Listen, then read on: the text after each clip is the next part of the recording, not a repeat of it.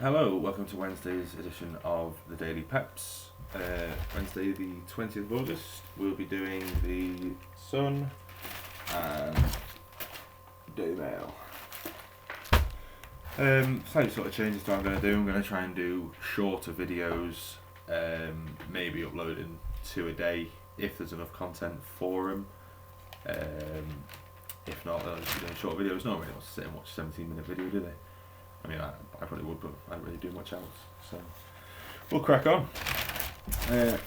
Sex change soldier on the front line. Alright. Don't think it changes who they are as a person inside. I think they still have the same capabilities to do their job. It won't change them intellectually or anything. If they want to be seen as in a different way, it makes them happy. Be happy, yeah. I don't think it changes anything at all. As long as they're still capable of doing their job that they've said they'll do, then yeah, that's fine. Do it. Come on, you from Plymouth, you alright? It's quite interesting. Theresa May has called for psychological and emotional abuse to come in line with physical abuse. The punishments for it seem sort of the same type of crime. The way they've ran with it, the headline, jail husbands for emotional abuse, you'd think, if you didn't read that story, you'd think, even if you do read the story actually, it's still not clear as to whether it works both ways, whether women can be done for the same thing, will it be in line the same for women as it is for husbands, as the Sun is claiming. The Daily Mail, as much as it sort of pains me to say, have done the right thing and said, yes, new law to imprison bullying partners. Daily Mail have run with it and said, yeah, it will be for partners, not just for husbands, as the Sun has so boldly claimed. I think why the Sun's done that is recently there's been a lot of sort of sexist allegations towards the Sun in light of sort of like why are you still doing page 3 in this day and age and that kind of thing. And the Sun is still running with page 3 despite sort of pressure to get rid of it. So any opportunity it can to be on the woman's side in a story, I think it'll take, which is why that's been jail husbands for emotional abuse. I don't think I've read the story. I'm pretty sure in the whole story it doesn't say anything about women being done for the same thing, or partners or anything. It just specifically relates to husbands. So that's quite interesting. This bit has a horrible use of language as well. Fatties must exercise in great stout doors. Seems quite bizarre. Just the sort of use of language, like fatties. They're trying to do it to sort of make you think, ugh, fat people, yeah, should exercise outside, yeah. But instead of using the word fatties, use like a proper medical term like obese. Even though it is like a medical term, people still sort of see it as an insult, don't they, obese. So they could have been a bit smart about that, really, use the term obese as opposed to fatties if they really want to have a jibe at people. I think what it is GPs should refer patients to fitness classes outdoors in like parks and stuff, because they'll keep our parks open and fitness instructors will lead it and they'll get paid. But I just don't like how they've used the term fatties, really. It seems, I don't know, it seems like a horrible thing to do, like just having a little jibe at fatties.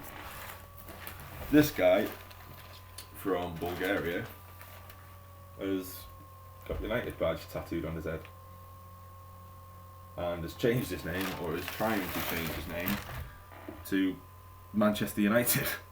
I don't think they're allowing him to change his name to Man United, if I'm honest.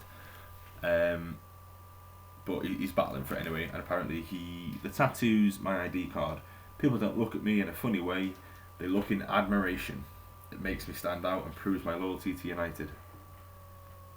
I don't think people do look at him in admiration, like, oh, you hero! I don't know, it's like, there's a picture of his house as well, and it's just like a Man United shrine. It's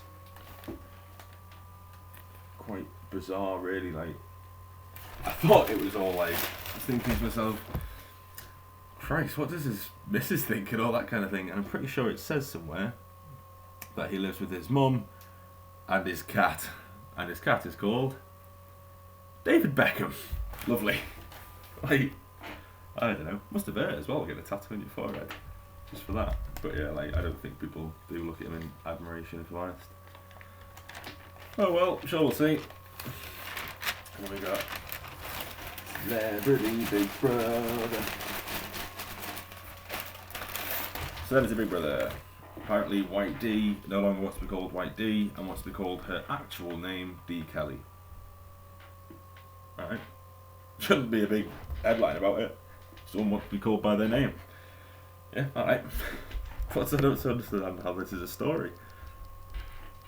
She was last night, White D was last night accused of betraying her Benefit Street roots. Yeah, some good roots, wouldn't want to betray them. But like, they're basically having a go at her because she's trying to sort of be called by her name and not this benefit scrounger White D.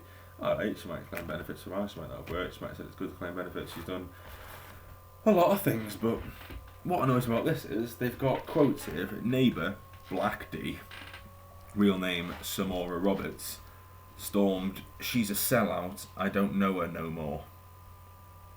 Alright, okay. If you grew up in the environment of, I never watched Benefit Street myself, but I kept an eye on the papers enough to roughly grasp what was happening.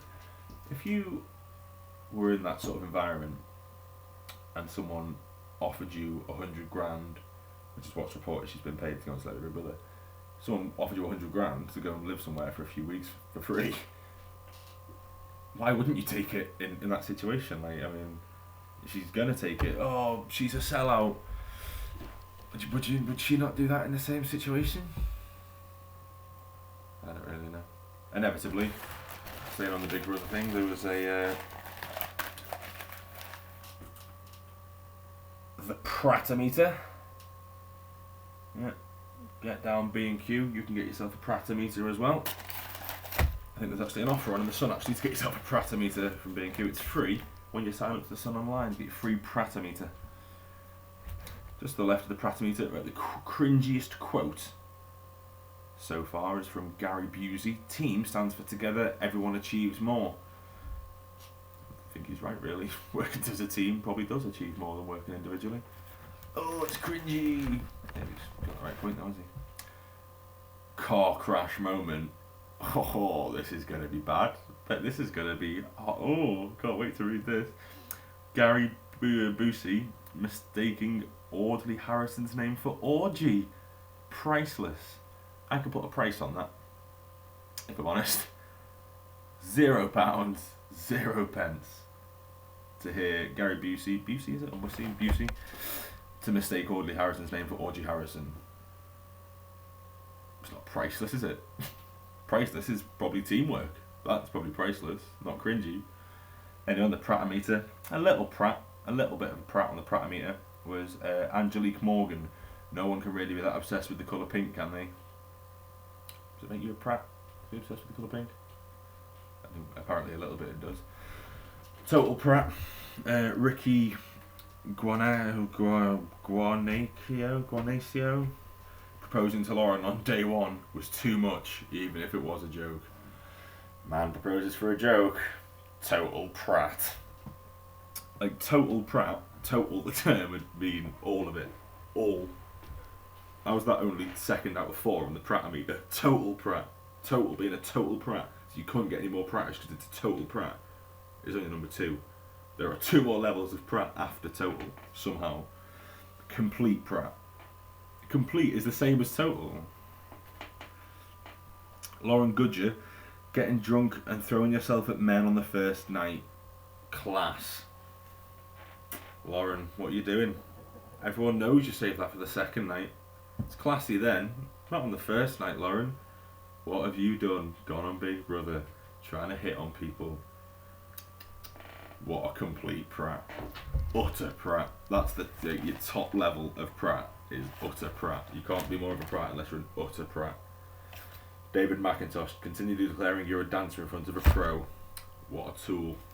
Is it worse to be a tool or not a prat? I don't know. Let's do it. Just a quick bit of the Daily Mail then, and then we'll finish up. There was... Oh yeah. page 3 news. Elton John goes on holiday. Nice. What's actually happening in the world though, apart from man takes a holiday?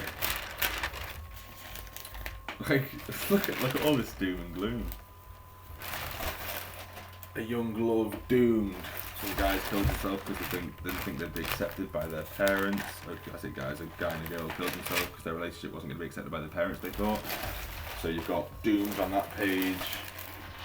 90 rapists have escaped with the caution in the last 4 years. Watch out, rapists will come and get you. Don't fly because there's going to be another volcano. This person's going to be taking more of your benefits.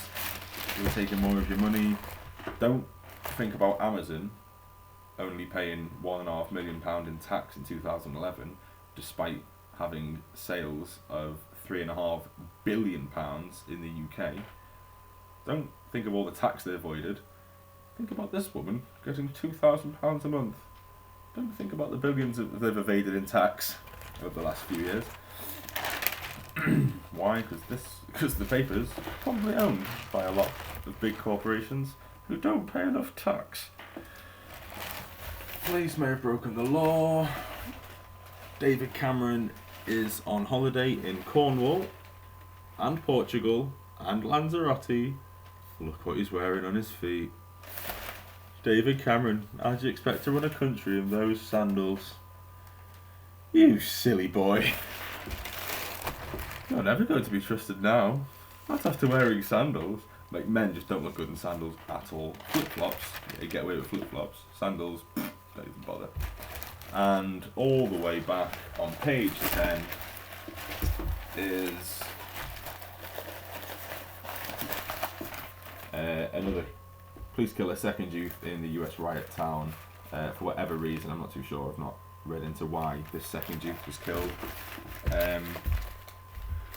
But I think this sort of shaking up of Western society, like the security of Western society, should be maybe a little bit more forward in the news than Elton John's holiday.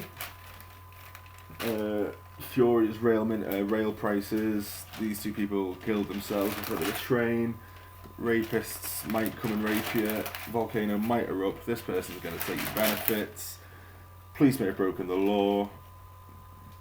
PM took a holiday and wore ghastly sandals. And then potentially the breakdown of security in West as we know it. People actually fighting back against the power. Not as important really, just leave that back there in case it gives the commoners the same idea over here. They might try and seize some power back from the people who are so rich and barely open their mouths when they talk because they've got so much money stashed just up in their lips that they can't really open their mouth in case money falls out. Then you'll have commoners gathering around you to pick up all the money that's fallen out of your mouth. It's all nuts in it. Anyway, thanks for watching guys. I've kept this one a bit shorter, which is good. I'll get there eventually. Eventually I will have sub 10 minute videos, I promise you all. But please keep sharing, keep liking, keep telling your friends, keep watching, keep leaving your feedback, and most importantly just keep enjoying them if you do. Keep watching please. Thank you very much. I appreciate you stopping by and watching this. Please stop by again tomorrow or later if I find some more material. I might start doing like specific episodes for specific things, like a quick 5 minutes on a certain subject. I might start trying to adapt some of them in, see what happens, see if I know enough about a certain topic to be able to do it. But thank you very much guys, feedback always welcome, please pass the message on, thank you.